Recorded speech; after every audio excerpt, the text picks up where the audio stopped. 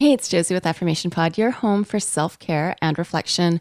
I hope you are taking time to take care of yourself, to be yourself. And last week's episode was on permission to take care of yourself. You might have noticed my baby, you could hear him a bit in the background towards the end of the episode. I apologize for that. That might happen from time to time. Now, I've shared before that I am a recovering workaholic. I'm a recovering perfectionist. But there's two things that I have not shared that I'm recovering from. And I think this episode is a good time to share with you that, one, I am a recovering Giveaholic. And twice in my life, I've actually been audited on my giving. And by the way, everything checked out. I'm not like, I never went to jail or anything like that. But it's been really interesting to look at my life. And by the way, before you think I'm so noble and I give, now I've gone from basically giving like probably at the most it was like 20% of my gross income to giving sparingly. You really, it's not, I was going to say you really have to twist my arm. It's not. I really have to feel strongly about it before I give, because I was such a giveaholic in the past. And guess what? Giving my money was not really where the problem was. Giving of my time was where my problem was, and giving so much of my time that I never gave time, or I rarely gave time for myself. And some of you've mentioned being people pleasers. I think that was part of it for me. I think also I really valued others more than myself. And I had to get really honest about that. Just giving and running myself into the ground. I feel sad. I feel really sad. Oh my goodness, I'm almost tearing up here. I remember there was at one point the wife of someone on the board of directors of a nonprofit that I was very involved with. And I didn't know her very well, but she had come up to me, and I'm in my early 20s here. And she said, I see you, you're doing so much and you're helping so much. And a lot of this is evening work, weekend work. She said, like, do you have time to hang out with your friends? And do you have time to date, to go and date? I don't remember exactly what I said. I remember feeling a little bit offended, like, oh, you're trying to tell me how to run my life? Because I didn't know her very well. And I remember talking this through with my therapist. And through that, I realized that even in it, I wouldn't say I had a problem. I would say that I'm great. I'm fine. This is what I want to do. I don't think anyone, as much as I would have loved to not have put myself through so much, I don't think anyone could have convinced me until I really burnt out big time. And like pain is a huge megaphone, right? And so that's just a little sharing. I don't want to go too deep into it, of me being a giveaholic and me now being in recovery, really setting firm lines for myself on where I'm going to give and where I'm not going to give. And I'm going to give you one of the principles I use at the end of this episode that helps me. Before I get there, I want to talk about my other thing that I'm in recovery from. And it relates to Giveaholic, but it's not quite the same. It's being a helpaholic. I wish I could be audited for being a helpaholic. It would actually bring to light some things. I have times and I have impulses where I want to help. And helping is not a bad thing. But helping myself is something that I used to neglect a lot. And there's the helping where someone asks you for help and you have to say yes or no. And then there's the helping when somebody's not even asking for your help. They're not expecting your help and you're still helping. And in this season of life, I'm connected with a lot of podcasters, a lot of podcasting friends.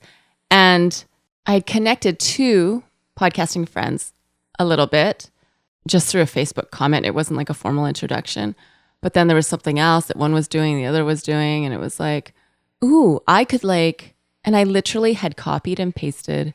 No, I literally had copied the link to an episode of one podcaster that I wanted the other podcaster to hopefully hear. I know he's busy. Don't know if he would even listen, and connect them. But I stopped myself. I'm like, I'm helping them. I don't even know if these two have the time, the energy, whatever, to help each other. I'm not their agent. I'm just this helpful person. And I'm like, they already are aware of each other if they're reading their Facebook. So whoa, I got to stop. See, I have these impulses and I have to stop myself. It's really similar to addiction in certain ways. I even have to do this with my husband. In our household, I get the groceries, I cook, he does the dishes, he puts them away. Well, yesterday after breakfast, I was like, oh, I have a bit of time. I'll put the dishes away. And then I thought, you know what? That's his role. That's helping him. But what have I got on my list that I haven't been doing? And I realized there's a phone call I need to make. It's about our car insurance. I called at one point, was on hold for like 20 minutes and gave up. And then some in-laws were in town, so that kind of delayed things. And now I'm like, hey, I still haven't made that phone call. I can help my husband put the dishes away, or I can help myself and complete a task that's kind of been sitting there for over a month. It's an ongoing struggle with me. And back to the podcast, just saying I could help certain people with certain things on their podcast, but if I'm going to be on my computer at my desk, that effort and energy needs to go to my podcast. And so if this is you in any way, you're a giveaholic, you're a helpaholic, please know that's not a bad thing. It's all about shifting and transferring your effort, your energy, and your impulses to you instead of to others. And trust me, Giveaholics and Helpaholics, you're always going to be more helpful than most, and you will always be the ones who will give your time and your money more than the average people. Now, here's the principle, the guideline, and it's been so effective in the addiction world. I've given literally thousands of presentations in the past related to addiction and addiction recovery, prevention. One of my favorite groups to work with is master's level students because it's a smaller group of people and I can get to know them a little better, to hear kind of in the moment, in real time, their responses, their reactions, their thoughts that are coming up for them and the experiences they have and how they want to apply it to the work that they want to go into. And one time I was doing a checkout. It was about 8 students and we'd been through 2.5 hours together. And during the checkout for this group, I asked if they could give something that they learned today and something they're doing this weekend for self-care. And it went around to this last person on my left. He was the last person to speak and share. And all the others were saying, I learned this about the research, and I didn't know this about this demographic, and I didn't know this about these programs and services. But when it got to this guy, he said, and you could tell he was very reflective, quite emotional, holding it in. He said, the thing you said about how we could take even 1% of the energy, the effort, the time, the power we give to the addiction and put it into loving ourselves, what would our life look like? And when you said take 5% of the energy, the time, the effort, the determination, the strength, the power you put into your addiction and you put it into loving yourself, what would your life look like? Because during the presentation, I talked about that and I kept increasing that percentage, 10%, 20%, 50%, half, 50%. What if you put 50% of all that energy that you give to others and give it to yourself and love yourself? I encourage you to do that. And for us Giveaholics and Helpaholics, unless we're well established in our self-care now, the numbers should not be double digits. It's what's 1%, what's 5% of giving to yourself and loving yourself and helping yourself. What does that look like? Are we doing that? It's a challenge. Like I say, when you've got impulses that you want to help others and do things for others, you're training yourself and reprogramming yourself. And my hope for this episode is that it does draw awareness to you of those impulses, of your giving habits and your helping habits.